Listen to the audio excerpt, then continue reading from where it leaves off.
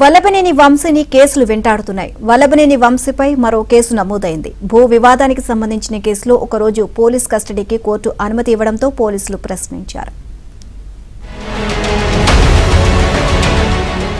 YCP నేత మాజీ MLA Vallabhaneni Vamsi కేసులతో అల్లాడుతున్నారు. జగన్ అధికారంలో ఉండగా అడ్డగోలుగా నోరు పారేసుకోవడమే కాకుండా ఏకంగా టీడీపీ కార్యాలయంపై ఆయన దాడికి తెగబడ్డారు. ఇక ఎమ్మెల్యే హోదాలో అనేక ప్రభుత్వ ప్రైవేటు ఆస్తులను కూడా అడ్డగోలుగా దోచుకున్నారు. కూటమి ప్రభుత్వం వచ్చిన తర్వాత వీటిపై విచారణకు ఆదేశించడంతో అనేక కోణాల్లో విచారించి చేసిన అధికారులు సాక్ష్యాలను సేకరించి వంశీతో పాటు పలువురిపై వివిధ సెక్షన్ల కింద కేసు నమోదు చేశారు. ఇప్పుడు గన్నవరం టీడీపీ కార్యాలయంపై దాడి చేసిన కేసుతో పాటు సత్యవర్ధన్ను కిడ్నాప్ చేసి బెదిరించిన కేసులోనూ రిమాండ్ ఖైదీగా ఉన్నారు. దీనిపై కోర్టులో విచారణ సందర్భంగా బెయిల్ మంజూరు చేయాలని వేసిన పిటిషన్లను కూడా 2 కోర్టులు కూడా డిస్మిస్ చేశాయి. ఇక ఆత్కూరులో ఒక స్థలం ఆక్రమించిన వ్యవహారంలో కేసు నమోదైంది. ఈ కేసులోనూ రిమాండ్ ఖైదీగా ఉన్నారు.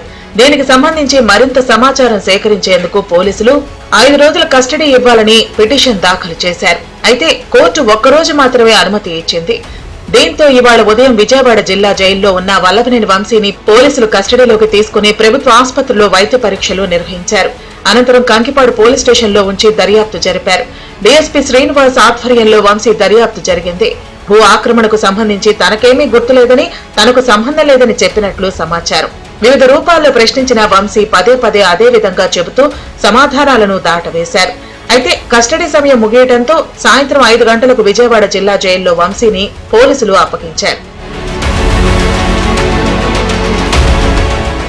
వల్లభనేని వంశీ గతంలో చేసిన అరాచకాలు, దాడులు, దారుణాలు ఇప్పుడు అతన్ని వెంటాడుతున్నాయని ప్రజలు చెబుతున్నారు. మరోవైపు విజయవాడ కోర్టుల్లో చుక్కెదురు కావడంతో ఇప్పుడు హైకోర్టులో మాత్రమే బెయిల్ పిటిషన్లు దాఖలు చేసుకునే అవకాశం ఉందని న్యాయ నిపుణులు అంటున్నారు.